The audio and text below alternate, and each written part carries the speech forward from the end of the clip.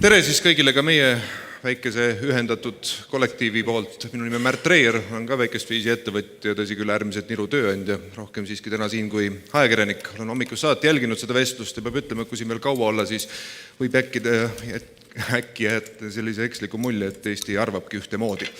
Paar kainistavat pilku internetti ja te saate teada, et Eestimaa arvamuste paljusus siiski on midagi hoopis muud ja ka me armastatud esineja Raul Eamets käis vahepeal siin Vikerraadios esinemas ja pärast seda tuli ka kohe kommentaaride laviin ja muuhulgas ka küsitlus, kui paljud peavad ainuvõimalikuks teeks lahendada Eesti tööjõu probleem sisserändajatega, siis te võite arvata, mis see protsent seal oli, kes vastasid jah. 3 optimist selline. See oli 0, aga tõsi, pool tundi tagasi seis oli muutunud ja nüüd oleks Jevgeni Ossinovski justkui vaadanud seda protsenti, see oli tõepoolest 3 ja veel 0,5% peale. Ilmselt siis jõudsid ligi ka need, kes vaja. No nii, 3 ärat on siin ees, võiks ju küsida, et miks siin ei ole meid rohkem. Mart Helmel oleks kindlasti palju põnevat veel sel teemal ka kaasa öelda. Esimene põhjus on muidugi see, et meil on aega vähem, aga teiseks on samamoodi ka tööandjate usaldus teie vastu. Teie praegu juhite seda riiki ja optimistlik prognoos on, et 2-3 aastat äkki saame veel samamoodi hakkama. See on ka jällegi Raul Eametsa vestlusest võttes selline periood, mille peale inimesed on veel võimelised ettevõtjatena tegema mingisuguseid prognoose. Pikemalt nad ei julge, nii et täiesti asjakohane on teiega edasi minna. Aga väike vihje sai juba tehtud sellele, et mida see meie siis nüüd tähendab. Siin saalis olijatel on üks arvamus, inimestel kodudes võib-olla hoopis teistsugune arvamus. Teeme siis kõigepealt selgeks, kas ka teie olete seda veelt, et meie siin Eesti Vabariigis vajame võõrtööjõudu, täpselt nagu vett, õhku ja kõike muud, mis Maslow tarvete-teooria alumisel astmel oli. Ma ei tea, Margus, miks ma vaatan just teie otsa, aga tulge oma arvamusega lagedale hakatuseks. Tere ka minu poolt. Mul on hea meel, et siin täna arutatakse Isamaa 2.0 eesmärke ja programmi. Et see ongi tegelikult minu vastus. 2 miljonit enda eestlasena tundvat inimest ja 2 miljonit Eesti majandusele töötavat inimest. 2-3 aasta sisse ei julgenud isegi teie mahtuda selle prognoosiga, nii et tuleme tagasi. Ja aga vaatame neid prognoose ja neid ettekandeid, mis siin on peetud, et tegelikult me räägime ju pikast perspektiivist. Ja muidugi natuke hämmastab ka see, et seda teemat võetakse, vähemalt hetkel siin saalis, ma tahaks teid natuke jahutada väga lihtsakoeliselt, et kas jah või ei immigratsioonile, et see ei ole mõnda lihtne, et kui me räägime sellisest massilisest immigratsioonist ja kontrollimatust immigratsioonist, mis on nende samadel raadio ja tele ja online meedia kuulajatel siis hajusse fokusseeritud, siis see on natuke teine teema. Et lugesin just väike- ja keskmiste ettevõtjate assotsiatsiooni uuringut Saksamaalt, mis on olnud siis ju päris mitmeid aastaid või isegi aastakümneid on väga avatud immigratsiooniga riik. Ja nad viisid läbi uuringu oma liikmete seas. Ja mis te arvate, mis see protsent oli, kes siis ka oma kogemusele tuginedes ütles, et mitu protsenti siis põgenikest on tegelikult võimelised tööturule integreeruma? Jutt oli umbes 6 vist. See oli, ütleme nii, et 10% ja vähem. 80% nendest vastanutest vastasid niimoodi. See on nende tegelik kogemus. Margus, aga panite tähele ka tänast uuringut, mis ütles meile seda, et Angela Merkeli toetusprotsent on kasvanud 8% võrra. Ja ma tahangi öelda, et need reitingud natuke segavad võib-olla otsuste langetamist. Et mind näiteks reiting enam ei sega mõnda aega. Et mina võin täiesti vabalt langetada Eestile kasulikke otsuseid ja ma tahan lihtsalt öelda seda, et ma kutsungi üles vastutustundlikult sellesse teemasse suhtuma, et üks on see massiimmigratsioon, mille suhtes tuleb reegleid rakendada, aga teine on see, et need teemad, mis lahendaksid tegelikult seda meie probleemi, siis mis tuleb demograafiast, mis tuleb rahvastiku väljarändest ja me tahame siia töötajaid, kes loovad lisaväärtust. Ja siin ma arvan, et ei ole koalitsioonis väga suurt erimeelsust. Hästi, Margus, oleme konkreetselt 0,1% kvoot. On see okei? Ei ole. Küsimus on, et kes selle kvoodi all sisse tulevad. Et küsimus on pigem selles, et kas me suudame ka paindlikult hinnata, keda me seda tahame. Siin on ka täna küsitud, et keda me tegelikult vajame. Et kui mina vaatan seda teemat natuke laiemalt veel, siis meil on väga huvitav olukord Eestis, et meil on ühtepidi tööjõupuudus ja teistpidi inimestel pole ka tööd. Ja see käpp, mis seal vahepeal on, et see tuleks lahendada. Meil on ka näiteks 30 000 noort inimest Eestis täna, kes on tööturud teemal, kes ei õpi. Ja kellest paljud ei tahagi õppida ega töötada, sest neil pole mingit põhjust. Jaa, just nimelt ei ole ka mingit põhjust. Nii et ma tahan öelda, et enne kui lähme kvoodi kallale, siis mõtleme järgi, et mis need meetmed tegelikult on. Ma lihtsalt ütlen, enne kui ma siin oma sissejuhatuse lõpetan, et mulle see debatt praegu meenutab arutelu selle üle, kas Eesti peaks minema üle palgaarmeele või mitte. Tuletage seda meelde, see oli mõned aastad tagasi. Et eesmärk oli ju see, et Eesti riik peaks olema kaitsnud. Me võtsime erinevaid mudeleid Ameerika Ühendriikidest, kus iganes isegi Läti käest on ju, ja tegelikult arutasime, et see oleks riigile efektiivsem, ta oleks odavam. Ja nüüd on küsimus selles, et kas see mudel tegelikult Eestile sobib. Ja täna mul on hea meel, et ka meie koalitsioonipartnerid enam ei aruta selle üle, kas me lähme palgasõja peale üle või mitte, sest meie jaoks on tähtis kaitsetahe ja see, et meie väikese rahvaga riigil oleks võimekus ennast kaitsta. Karta oligi, ma tahan öelda, sama teema on tegelikult kas selle kvoodiga või selle sama küsimusega seoses üleval, et enne kui me teeme neid otsuseid, mõtleme rahulikult järgi, et mida me tegelikult saame teha selleks, et oma tööjõuprobleeme lahendada tulevikus ja selleks, et majandust arendada. Margus, teie vastuste pikkus sõltub sellest, millal te järgmine kord sõna saate, nii et... Ma saan aru, et rohkem ei saa, et ma võin minna. Jaakine küll, valimisprogramm sai ette loetud. Ma teadsin, et lühikeste vastuste defitsiit täna siin tekib. Ma loodan, et teised 2 härrat on sellest natukene õppinud.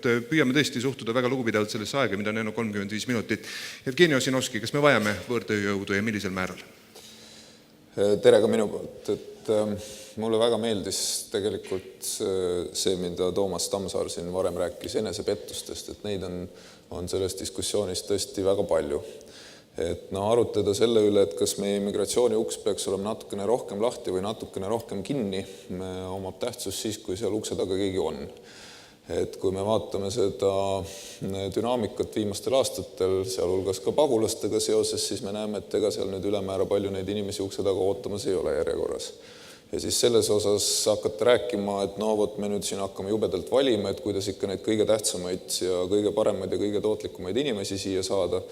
Et võib-olla kulutame sellele väga palju energiat, aga küsimus on selles, et mis on need põhjused, miks Eestisse inimesed üldiselt teistest riikidest ülemäära tulla ei taha. Mis puudutab seda teemat ennast, et kui palju siis ja missuguseid inimesi Eestisse tulema peaks, loomulikult on vaja migratsiooni juhtida, see on arusaadav ja migratsioonipoliitika peab olema teenima erinevaid huvisid ja leidma tasakaalu erinevate huvide vahel, aga teisest küljest niimoodi riiklikult kuidagi hakata seda väga rangelt ette määrama, mitu seal, mis koefitsiendiga peavad palgad olema, missugustel ametitel ühte või täna on see määratud. Just, ma arvan, et see ei ole ülemäära tulus ja perspektiivikas tegevus. Riik ei suuda ette näha, missuguseid ametikohti meil 5 või 10 aasta pärast Eestis vaja on. Mida me siis tegema peaksime? Majandus muutub lihtsalt liiga kiiresti ja teiselt poolt on ju väga palju näiteid, võtame selle sama Carlose näite, et võib-olla siis, kui ta siia tuli internina, nagu ma saan aru, et siis võib-olla meie tööturu suured ametnikud ja politsei piirivalveamet arvasid, et mis ta siin pole väga tähtis ega oluline töötaja, et selliseid on meil endil ka ja siis menetlevad 2 kuud, kas ikka on vaja või ei ole vaja. Et inimesed üldiselt arendavad oma potentsiaali välja töötades, nagu ka Carlose puhul on näha. Nii et see, et me ütleme teatud inimesele näiteks, kes on tudengina Eestis lõpetanud kooli, nüüd me õnneks enam seda ei tee, aga saadame ta esimesel päeval kohe Eestist välja, sellepärast, et tal täna ei ole võimalik 1,24 keskmist palka maksta, see on idiootsus.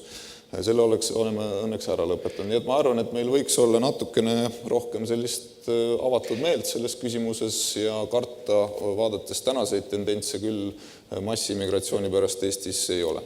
Mida tähendab avatud meel punktis 1,24? Olge täpsem.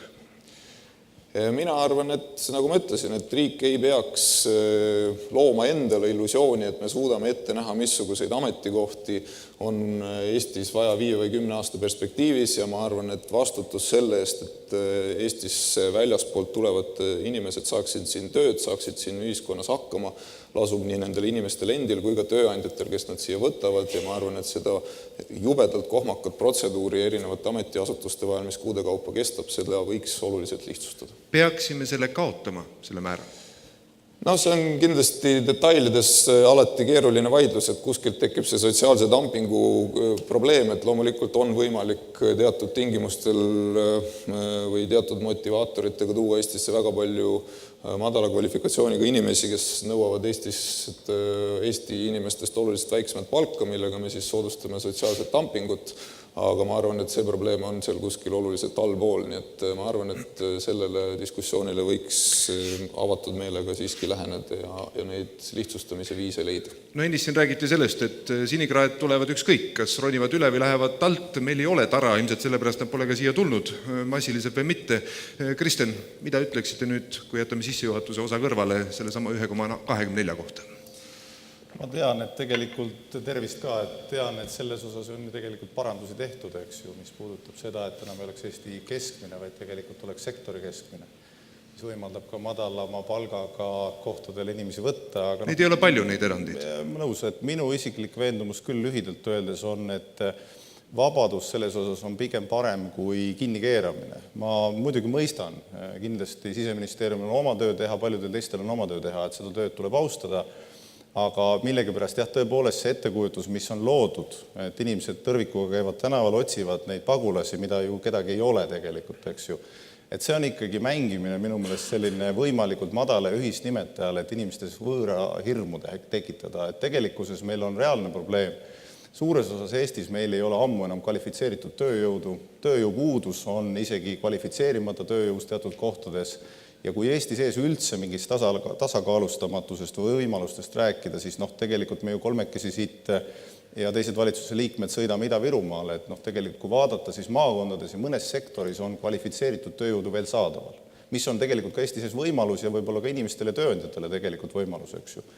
Aga pigem on see küll, see hirm on minu meelest ka majandust pärssiv, sest tegelikult ka väljast vaadates seda ja me kõik saame aru, et tõrvikumehed pannes küll käise peale sinimust valge, nagu ütleme, et need, kes Eestit tegelikult austavad, tegelikult teenivad sellega ikkagi hoopis ühe teise naaberriigi propagandahuve, eks. Kristen, teie naaber üleaadne seal ütles, et tema ei ole enam ammu protsendi pärast mures, teil veel on natukene, mille pärast mures olla. Kas see võib olla ka põhjus, miks te siiski ei kipu kvooti muutma lähiajal, et nii pidi läheneda? No ma kahtlen selles, et ma pigem arvan, et täna siiski on ikkagi, minul on majanduse poole pealt või majandusministrina ju lihtne öelda, et minu seisukohad kattuvad valdavalt ettevõtjate seisukohtadega, et ütleme, et ükskõik milline see projekt on see seadusloomes, on ka see selle poole peal, et ma pigem näen täna seda reaalset probleemi ja pikemat aega olen näinud, et ütleme, hariduse poole peal tuleb tööd teha. Ma ei ütle, et tööandjad tegelikult kutsuks inimesi rohkem lapsi tegema, see on ka kindlasti üks asi, et ega väljas sisseränne üksi ei lahenda seda, et kõik istuvad konverentsidel arutavad, aga lapsi sünnib lihtsalt vähevõitu, eks, võib-olla peaks mingeid muid konverentse tegema, eks. Aga tegelikult ikkagi kvalifitseeritud tööjõu sisserände ja ütleme siia tulemise vastu, mis loob tegelikult tasuvaid töökohti Eestis, no ma arvan, et isegi tõrvikuga mees ei saa olla tegelikult. Nii et mina pigem arvan, mina olen pigem selle vabaduse poolt, loomulikult keegi, ja ma rõhutan, ei räägi kontrollimatust massiimmigratsioonist. Kui keegi sellest kuskil kuuleb, andku kohe teada, et selleks on meil asutused olemas. Jah, härra Sinisalu oli ka siin toas, aga ärge unustage, et tõrvikud tõite teie mängu. Meie ei ole tõrvikutest siin seni mitte midagi rääkinud, ehk siis see hirm kumab teie palgeil. Võiks selle kohta siiski öelda. Sten rääkis siis. Kuidagi pidi, jah, kuskilt sealt tuli see süüde, jah. Kuidagi pidi, me läheme nagu sinna poole praegu, aga ma näen siin selgust on väga vähe, konkreetsust on äärmiselt vähe. Kristen, kas te ikka teate, mis sõnumiga Taavi Rõivas tänast päeva alustas siin?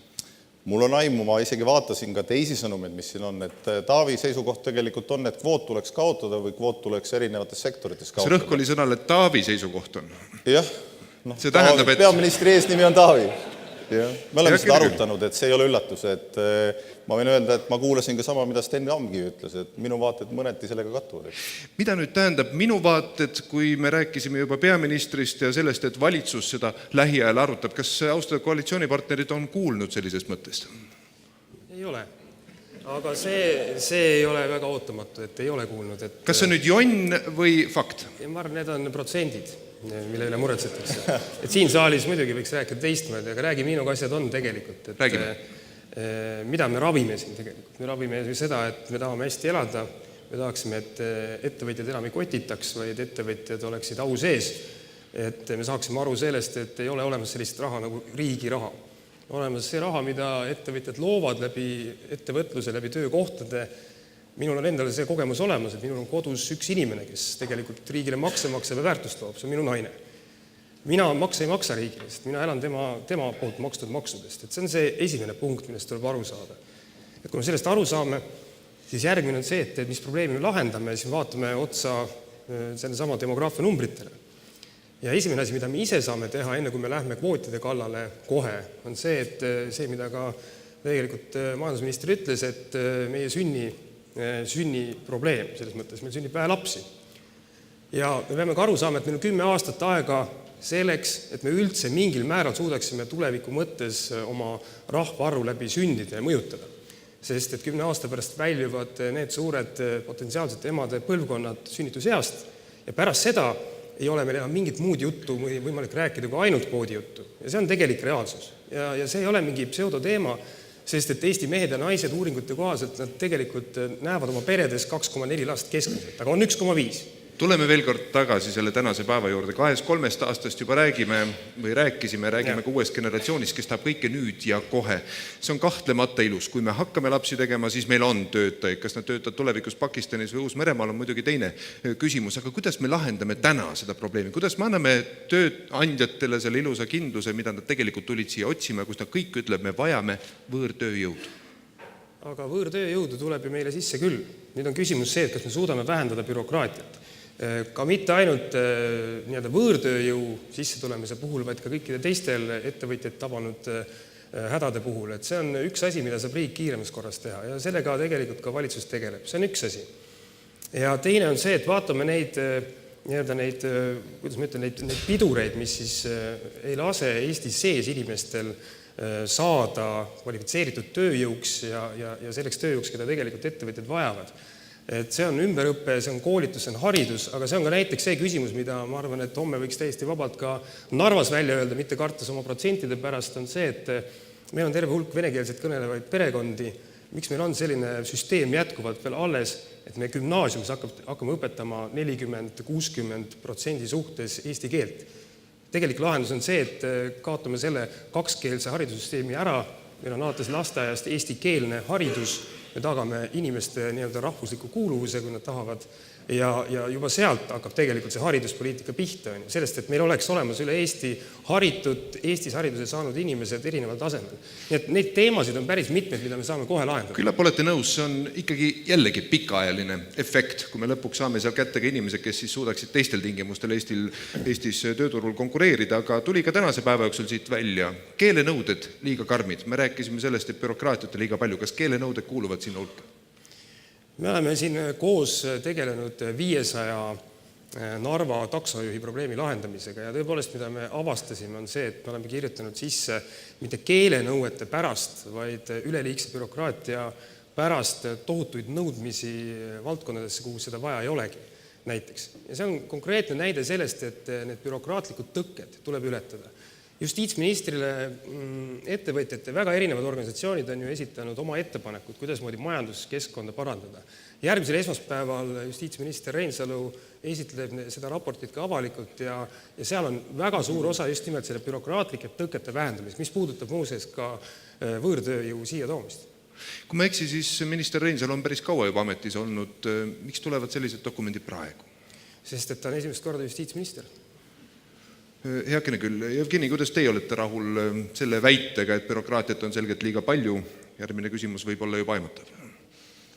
No hoiaks võib-olla seda diskussiooni fookuses, et kindlasti me võime siin kõiki ettevõtlust puudutavaid teemasid siin arutada, aga 22 minuti jooksul, mis jäänud on... Jutt on võõrtööjõust Eestis, mitte üldiselt. Ülemäära mõistlikuks see diskussioon ei lähe. Aga siin on, minu meelest see sündivuse teema sissetoomine on järjekordne enesepette, et kindlasti on... Küsimus ei puudutanud sündivust, jätame ta siis sinna paika praegu. Ma räägin need natuke. Väga lühidalt. Et sündivust on kindlasti oluline tõsta, aga kui me vaatame, et keskmiselt inimesed jõuavad Eestis tööturul 23 aastased, siis see efekt avaldub lihtsalt nii pika aja jooksul, et see seda 100 000, kes Eesti tööturult nüüd ära lähevad lähima 15 aasta jooksul või 25 aasta pärast, et see lihtsalt ei aita.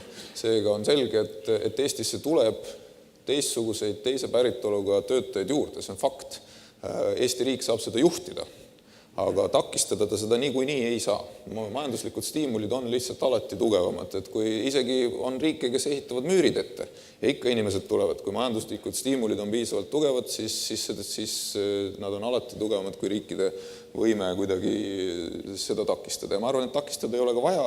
Küsimus ongi selles, kuidas me suudame luua mõistliku suhtumise siin ühiskonna sees nende suhtes, kes siia tulevad, tõesti rakendada efektiivseid integratsioonimeetmeid selleks, et inimesed sulanduksid Eesti ühiskonda ja selle tulemusena tegelikult me saame järgmises põlvkonnas uued eestlased. Ja see on see küsimus, mida tegelikult ei ole Eestis sisuliselt tõstatatud. Väga hea, küll praktika toob iga päev näiteid, see oli ilus poliitika jutt, aga ta oleks pidanud natuke varem siin olema, kui Meelis Pavel tõi näite ühest kodanikust, kes on väga kaugelt siia tulnud, asunud juhtumisi ka tööle, OG Elektronimelises firmas, nägite seda. Ja Eesti riik näitab jälle oma paremat palet. Mees, kes isegi suudab eesti keeles 3 sõna öelda veatusrivis, saadetakse nüüd minema. Olete rahul asjade käiguga? Minu aus arvamus, et see on ebainimlik sigadus, aga ma saan aru, et Politsei- ja Piirivalveametil on teistsugused kaalutlused, aga minu meelest see on ebainimlik. Kristjan, sama asja kohta. Ma ei ole juhtumiga kursis, aga minu meelest on üldiselt... Albaania meist mäletate, mõte on enam sama. Jah, üldiselt, kui tavateadmisest lähtuda, et inimesega, kes tahab siin töötada, on võimeline töötama ja meile teadaolevalt, nagu ütleme praeguse infobaasilt, eks ju, ei ole julgeolekuoht, siis miks ometigi ta ei võiks siin töötada, eks ju, väga lihtne vastus ju, aga see on täitsa inimlik.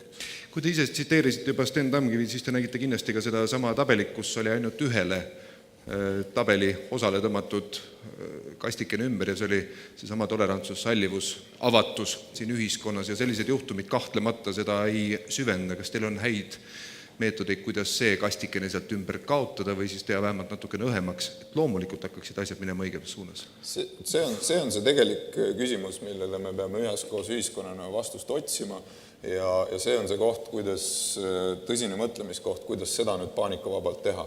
Ja ma arvan, et siin on vastutus mitmes mõttes jagatud. Et esiteks riik peab tegema rohkem. Et see, et Eestis vihakõnet ja vihakuritegusid eraldi raskendava asjaoluna ei käsitleta, ei ole normaalne. Et riik peab looma tõhusad diskrimineerimise vastased meetmed selleks, et iga juhtum, kus inimest nahavärvi emakeele usutunnistuse pärast diskrimineeritakse, mõnikord ka vägivaldselt, peab saama väga selge, tugeva reaktsiooni riigi poolt, et selline asi ei ole okei, seda ei aktsepteerita. Küsin vahele, kas see on tõhusam meede kui näiteks kvoodi tõstmine? See on esimene asi. Siin on küsimus hea partneri justiitsministri kolleegi kohta, et tegelikult juba valitsustegevusprogrammis eelmise aasta detsembris oli see tähtaeg seatud selle eelnõu parlamenti toomiseks, seda ei ole siiani tehtud, tehakse mingisuguseid muid analüüse. See on esimene asi. Teine asi, aga sellest loomulikult ei piisa, lihtsalt kui me vägivalla saame ära lahendatud, et see nõuab hoiakute muutmist. Ja hoiakute muutmisel on vastutavad väga mitmed osapooled, mitte ainult riik, vaid igaüks. Esiteks, ma eelmises ametis siin Tartu Ülikooli laud on praegu tühi, ainult professor Eamets siin veel on, aga eelmisel aastal eelmises ametis ma pidasin haridusministrina Tartu Ülikooli avaaktuse, kus ma ütlesin, et sõbrad, see on Tartu Ülikooli vastutus, kui Tartu Ülikooli kutsutud välistudengid saavad Tartus peksa. See ei ole ainult politsei ja riik. Teie ülikoolina, kes te olete kutsunud, peate tagama, et siin on välismaalastele sõbralik keskkond loodud. Tulemus mitte midagi. Mitte ühtegi programmi ei Tartu Ülikooli poolt ega Tartu linna poolt selleks, et seda küsimust adresseerida meie vaimu pealinnas. See on teine pool. Ja kolmas pool on see, mida me saame kõik üheskoos teha. On selge, et noorem põlvkond omab rohkem kogemust ja need, kes omavad rohkem rahvusvahelist kogemust, on oma hoiakutelt teiste inimeste suhtes avatumad. Ja siin on see, mida mina oma vanaemaga iga kord, kui ma tal külas teen talle valgustustööd, mismoodi maailm üles ehitatud on ja kuidas erinevad inimesed on ikka inimesed. Ja nad käituvad ühtemoodi ja teistmoodi, sellepärast nad on teistsugused. Ja see on koht, mida me näeme ka uuringutest, meil on selgelt põlvkondade lõhe selles küsimuses ja siin see noorem põlvkond, see põlvkond, kellel on seda kogemust, peab selgelt seda rahvavalgustuslikku tööd ka täiesti isiklikul, perekondlikul tasemel tegema. Tartu linnavalitsus on siin saalis selgelt alaesindatud ja sama jutt käib siis ka Tartu Ülikooli kohta. Küll on siin tööandjaid ohtralt. Kas nemad on teie hinnangul ka midagi olulist tegemata jätnud? Kes tahab vastata? Tammsaare tahab vastata? Nad on olemas. No heakene küll. Ja, aga ma natuke lisan sellele, et ütleme varem kui justiitsminister olnuna, et ütleme, karistusõiguslikud meetmed kahtlemata on ikka pigem selline tagajärjega tegelemine, et natukene on võib-olla see debatt, et nagu sa ka mainisid, eks ju, et meie nägudelt peegelduvad tõrvikud, eks me ikka oleme mures ka aeg-ajalt selliste asjade pärast loomulikult. Aga kui vaadata seda, et millisel viisil sellised küsimused lahenevad, ma arvan, et Jevgenil osalt on õigus, osa laheneb põlvkondadega, teisalt laheneb ka sellega, et on positiivseid näiteid ja arenguid. Et väga tihti, ütleme, et maailmast häid asju tahetakse avatusega saada, kaasa arvatud majanduse poole peal, aga tegelikult kõik seda, mis puudutab avatuse teisi külgi, seda öeldakse, et see jäägu justkui seina taha, eks ju. Nii et ma arvan, et ka võõrtööjõu osas tegelikult, või mis puudutab hoiakuid, siis täna on tegelikult ju mingid debatid on laskunud sellele tasemele, et hirmutatakse millegiga, mida inimesed ju ei tea, eks ju. Võõrtööjõu osas tegelikult taandatakse debatti sellele, et küsitakse üks lause, et kas te tahate ometigi kontrollimatud massiimmigratsiooni. Kõik kujutavad ette, kuidas Rapla ujutatakse üle, eks ju. Tuleb tohutu hulk inimesi. Tegelikult ei tule ju kedagi, eks ju. See on reaalne probleem, eks ju. Et meil on ju huvi saada inimesi siia, sest iga nutikas mees, naine loob siin ju täiendavaid töökohti, tõstab seda väärtust, aga väga tihti kiputakse seda ära unustama. Ma vaatasin ka Veametsa ettekannet tegelikult, ega meil ongi tööjõupuudus, eks ju, ja see on juba pikemat aega olnud. Aga väga tihti kipub ununema just see, et need samad inimesed loovad täiendavat väärtust ja tegelikult loovad ka heaolu nendele inimestele, kes võib-olla sellest hiljem sõltuvad, eks ju. Et natukene ka isiklike näidetega ja ma arvan, et see avatus ka laheneb, aga tuleb paratamatult ja kõike kvoote, kõiki teemasid puudutades, ma arvan, et igal juhul see uste avamine on praktiliselt möödapääsmatu. Poliitikutel kindlasti peab olema oskus ehitada see kirik keset küla. Lõpuks on olemas ju ka mingisugused lahendused ja 4. või 7. kord juba viidates Raul Eametsale tuli huvitav mõte. Aga mis oleks, kui me küsiksime Euroopa Liidult välja mitte siis kvoodid kõigile põgenikele, kellest väga paljud võib-olla ei ole põgenikud, aga kui me räägiksime näiteks ukrainlastest, räägiksime neist, kes tulevad sealt, me tõesti teame, millistest oludest, me teame seal ka, palk on langenud 100-200 euroni kohati, isegi läänepoolsemates regioonides olen sellest isiklikult ka kuulnud ja lugenud. Kui me tegeleksime nendega, siis ei oleks ka vastasseis Eestis niivõrd suur. Meil tegelikult ju tulebki Ukrainast, ega need numbrid, mis näitavad, suur hulk ongi tulnud Ukrainast. Et kui me mõned aastad tagasi siin oleksime arutanud, et inimesi tuleb Ukrainast siia tööle, ma arvan, et see hoiak oleks olnud, et issand jumal, eks ju, mis nüüd saab? Et autol kilbid läinud peeglid ka, eks ju. Aga nüüd tegelikult on olukord selline, kus lehes ilmub arutelu, et Ukrainast tulevad inimesed, kõik ütlevad, kus on hea mõte, eks ju, et elu õpetab, eks. Ja seda teemat, ütleme, ma detailides ei tea, aga tean, et ka siseministrite poolt ja ei tea, võib-olla Margus on käinud kuskil debatil seal, et on ka käsitletud, et kas see puutub asja, ei puutu asja. Täna on leitud, et see just kui ei ole mõjutav tegur. Aga küll... Kas meil on ka suu peas öelda midagi muud? Uuesti. Kas meil on ka suu peas, et öelda, et on küll? Jaa, kindlasti. Ma olen täiesti kindel, et seda on korduvalt öeldud, eks ju. Kui me tahame, siis me võime ukrainlasi sisse lasta, see on ju meie enda immigratsioonipoliitika valikud, et siin ei ole tegelikult Euroopat ülemääraselt vaja. Aga üks väike lisandus veel, et ma tahaks veel rõhutada, et loomulikult igasugune uue kogemus on alati tekitab teatud nagu tõrksust paljudes inimestes. Paljud inimesed ongi loomulduse üsna konservatiivsed ja muutusi ei taha. Ja kui me vaatame, ja teised riigid on selle ju Euroopas juba kõik läbi teinud, ja minu jaoks üks kõnekamaid fakte on see, et Suurbritannias on ksenofoobia kõige kõrgemal tasemel nendes omavalitsustes, kus on kõige vähem sisserändajaid. Ehk siis need kohad, kus on tegelikult kõige vähem seda reaalset kogemust, seda praktilist inimlikku kontakti, seal on need hirmud kõige suuremad. Ja sellepärast, kuna meil täna ei ole seda kontakti Eesti ühiskonnas, seda on väga vähe, siis on ka need hirmud suured. Nii et aja jooksul kindlasti, kui me suudame seda ühiskondlikku debatti mõistlikult hoida ja neid hoiakuid kujundada, siis kindlasti olukord ka Eestis paraneb. Nädalavahetusel viibisin Stockholmis ja sõitsin metroorongiga ka rajooni, kus väidetavalt Rootsi politsei ei käi pärast kella 5, kuna see on eluohtlik. Ma olen täiesti kindel, et seal on ksenofoobia tunduvalt suurem. See on müüt, seda ei maksa ise levitada, eks ju. Te oleksite pidanud istuma mu kõrval seal rongis. Jälle läheb. Heakene küll. Ma vahepeal, kui sa lubad, et see Euroopa jutt, et mida Euroopa lubab ja mida Euroopa ei luba, siis meie asi siin on omada seda geneetilist talupojamõistust ja tervet talupojamõistust, et see, millega Euroopa tegeleb, mille peale on mindud omavahel tülli, siis vaatame, mis asi see tegelikult on. See on see, et otsustati 140 000 põgenikku Euroopa siselt ümber jagada. See oli see otsus, mida hääletati, mille peale liikmesriigid läksid omavahel tülli. Nii. Ja et me jagame neid põgenikke ümber Itaaliast ja Kreekast. See on see otsus, mida me täna täidame, hambad risti, käime tikutulega otsimas neid põgenikke taga. Ma käisin Kreekas ise isiklikult kohal. Võin öelda, et see on suurepärane ettevõtluskeskkond. Põgenikud tulevad sisse, piirikontrolli pole. Nad on Kreekas kõige rohkem 5-6 päeva. Nad lähevad edasi Saksamaale, Rootsi, Soome. Soomest nüüd juba osad lendavad ka tagasi, kuna talv oli meie jaoks soe, aga nendeks piisavalt külm. Ja nüüd me siis mängime seda solidaarsust, üritades tõestada, et me tegelikult panustame Euroopasse. Ja me peame seda näitama, sest et sellised näidikud on. Aga see ei ole see teema, millega kas lahendatakse põgenike kriisi või mis aitaks lahendada tööturu probleeme või ettevõtjate probleeme. Ja see on see parketil tantsimine kas pükstega või ilma püksteta, mida me tegelikult kõik ühiselt teeme. See on ajal meid omavahel tülli. Ja meil tuleb rääkida nendest tõsiasjadest. Ma olen Jevgeniga nõus, et kui me tahame Ukrainast tuua inimesi ja lahendada meie tööturu probleeme, siis see suhtumine meie ühiskonnas on täna hoopis parem, kui ta oli varem.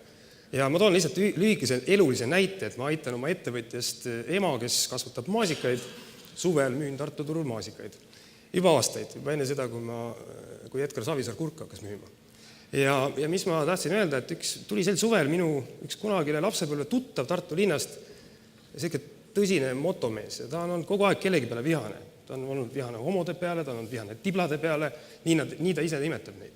Ja tuleb hakkab mind sõimama eelmisel suvel, et kurat, nüüd sa tahad siia tuua sisse ka veel pagulasi. Et ma ütlesin, su elu on tõesti raske, et sul on nendele 2 grupile nüüd veel lisaks põgenikud või pagulased, keda sa vihkad. Et mis mõttes? Need on meie homod ja need on meie tiblad. Aga need põgenikud, ma tahan öelda, et tegelikult see on üks väga pisikene näide, üks konkreetne näide sellest, et see nii-öelda kriis, mis on, et see paanika ka siin otsustajate seas ja üldse tuleb maha võtta ühiskonnast ja vaadata, mis võimalus see on. Ja see võimaluse pealt otsuste tegemise aluseks on see, et me nimetame asju õigete nimedega. See tähendab seda, meil tuleks kiiremas korras leida mõned pagulased, kes ometi tahaksid siia Eestisse tulla, panna profilaktiliselt elama nendesse küladesse, et me saaksime 3 aasta pärast öelda, et probleemi ei olnud. Ma ei tea, kas see probleem on. Aga ma arvan, et see läheneb nii või teisiti, et siseministrilt ma korra nädalas küsin, et kuidas tal läheb ja viimasel küsimisel ta väitis, et varsti tal läheb juba paremini, et kuidas iganes sellest välja lugeda. Et see tegelikult tähendab ühel hetkel, et inimesed ka näevad, mis see reaalne elu on ja ütleme, et sellel ei ole mingisuguseid sellist tagajärgi, aga majandusest rääkides, ega majanduse küsimus ongi pigem suurem kui pagulaste teemaga osalt varjutatakse kvalifitseeritud tööjõu ja tööjõu arengu küsimusi, eks ju. Nii et ütleme, pigem tuleks küsida kõigi käest, eks kaasa arvatud nende käest, kes siin ütleme, räägivad ka aeg-ajalt uudistest, kuidas nad millelegi vastu on, eks ju. Üldiselt kõigi soov on, et Eestis ju palgad tõuseks. Üldiselt kõigi soov on, et majandus areneks ja mille baasilt ta siis areneb, eks. Et kui meil on rahvaarv on siiski väike, mis tähendab, et iga inimese kohta on vaja suuremat väärtust luua, et ütleme, üks valdkond, kus me saame võib-olla riigi poolt teha sellist olukorda luua, et Sten Tamkiviga sellest rääkis ja on tegelikult e-residentsus, kus on võimalik tuua kliendid ja turg siia, eks ju. Siin on ettevõtja ole ise lihtsalt mees paku teenust, eks. Ja see on, ütleme, majanduse mõttes väga kasulik, aga ütleme, kvalifitseeritud tööjõu siia tulemise osas eriti, kus majandus kiiresti muutub, ma olen ka nagu arvamusel, et ütleme, väga raske on kõrval lauast või kuskilt ministeeriumist hinnata seda, et mis see täpselt see ettevõtja vajadus selleks hetkeks on, eks ju. Üldine siseturvalisus kindlalt peab olema tagatud, selleks on töö olemas, selleks on vahendid olemas, aga hakata hindama, et milline see projekt nüüd on, mida tehakse, eks ju, see on ikkagi ministeeriumite poolt. Minu meelest see on natukene ka nagu, ütleme, ettevõtjale vaeva loomine, enda aja raiskamine, eks ju. Pigem tuleks öelda väga hea, tehke, makske maksud ära, eks ju. Samamoodi nagu me tegime ju riiklikult valiku uue jagamismajanduse osas, eks ju, et tegelikult oleks võinud ka päevast 1 öelda, et Uber ei sõida, paneme kinni, see on ebaselge nähtus, eks ju. Ministeeriumi poolt me ütlesime, et vastupidi, me otsime võimalused, täna on Kalle Palling annab sisse eelnõu või on juba sisse eelnõu, eks ju, kuidas Eesti saab praktiliselt Euroopas ainulaadseks riigiks, kes teeb sellega koostööd ja Maksuamet korjab need kõigilt maksud ära, eks ju. Nii et selles mõttes on see, ütleme, valikute küsimus. Ma arvan, et Eesti on ikkagi väga edumeelne, kiirelt muutuv majandus ja ka sisserände ja tööjõu palkamisel peaks seda nagu samamoodi käsitlema, et see, see hirmu pool tuleks, ütleme, väiksemaks keerata. Ma ei väida, et see väga suur on, ma ei taha ka väita, et väga hea, me vaatamegi teie otsa sellega, et millised kivid te saate siis teelt ära veeretada ja tuleme veel kord selle jutu alguse korda välja, kui Taavi Rõivas rääkis sellest, et näiteks IKT-sektori puhul võiks siis seda kvooti ka lõdvendada. On see arukas mõte või mitte? Jumala eest lühikesed vastused, palun. Jah. Jah? Tuleb välja küll. Ja see eelnõu on Siseministeeriumis arutusel ja erinevad ministeeriumid oma seisukohti sinna esitanud, nii et me Margus. liigume sinna. Kui need IKT inimesed ei sobi kvooti, kui see analüüs päriselt näitab, et see kvoot on piiranguks selleks, et need inimesed siia Eestisse tööle ei saa tulla, ma arvan, see on koht, mida peab tõesti kaaluma. Aga ma ütlen väga selgelt ära, et ärge lihtsustage seda teemat. See on see, mis meil tegelikult on ka, kui me tuleme korraks tagasi selle ühiskonna suhtumise juurde, uskuge mind, ma olen nüüd eelmisest suvest kuni tänase päevani teinud üle Eesti üle 50 sellise rahvakoosoleku, kus on küll vähem inimesi kui siin. Aga mis on see trigger olnud, mis tegelikult on inimesi pannud nagu käima, on see, et kui üldistatakse, kui keegi saab mingi sigadusega hakkama, siis öeldakse, et kogu Eesti rahva pärast on häbi. Saate aru, see on esimene asi, mis mulle tegelikult öeldakse, et miks pärast teil on Eesti rahva pärast häbi. Need on väiksed asjad, aga need panevad käima palju suuremad mootorid. Püüdsime olla nii detailides, kui väegi saab. Meenutame korraks Uus-Meremaa mudelit, kus on tegelikult kogu aeg vaatlus all, kuidas siis keda võiks vaja olla, arutelud ettevõtjatega, nii edasi.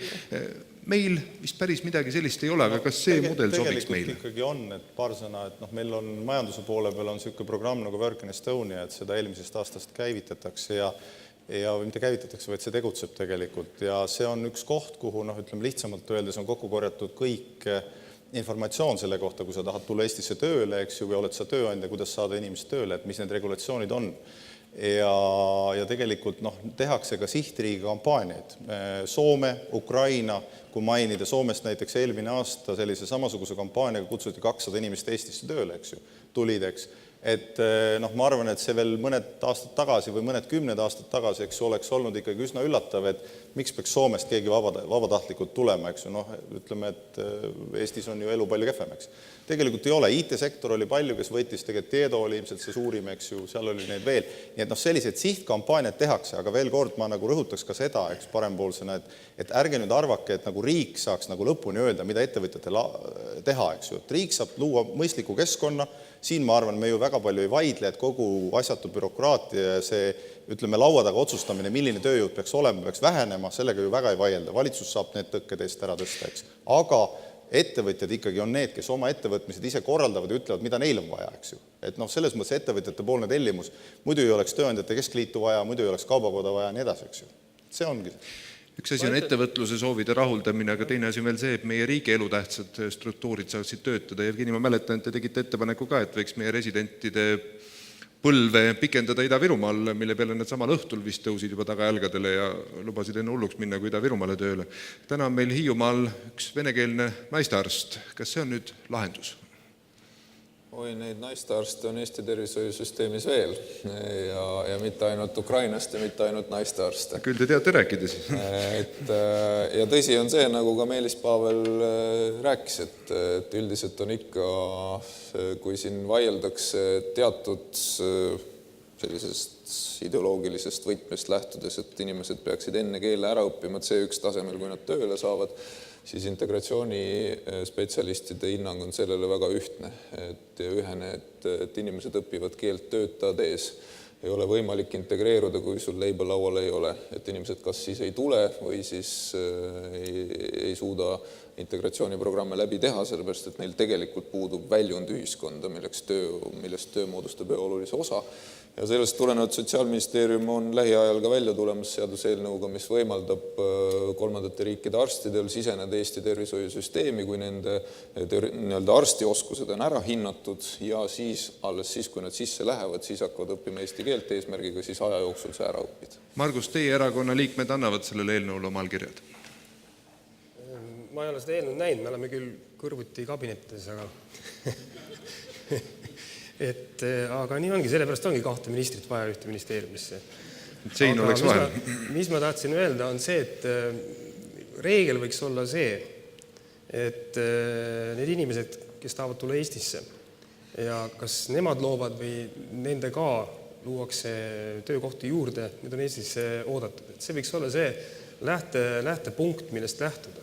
Et siin närida kas üks kvoot või teine kvoot, et ma arvan, et see on täpselt samasugune arutelu, et kas meil on palgasõjavägi või on meil nii-öelda kaitsetahtele rajatud kaitsevägi. Et lihtsalt tulebki vaadata seda pidi seda asja.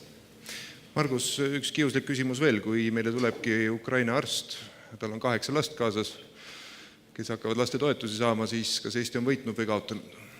Kindlasti on Eesti võitnud, sest et ma võin kihla vedada, et need lapsed, kui nüüd ka see osa, millest ma rääkisin, näiteks haridussüsteemis, et meil ei ole kakskeelne haridussüsteem, ellu läheb, siis nendest lastest saavad minu mõttes need samad 2 miljonit end eestlasena tundvat inimest.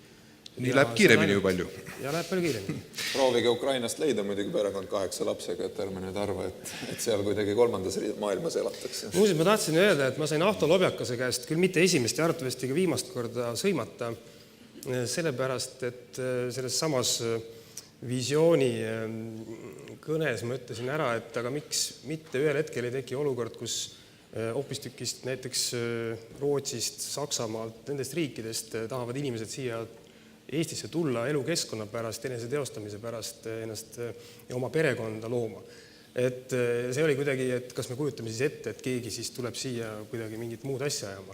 Et meil on see immigratsiooni teema ka väga ühesuunaline, et meil tuleb kohe ette üks väga selge pilt teatud vanusest, teatud värvi mehest, kes tungib kuskilt üle tara. Meie aitame. Ja ma arvan, et see on vale lähenemine, et vaadame nagu natuke pikemas perspektiivis, mida meil pakkuda on.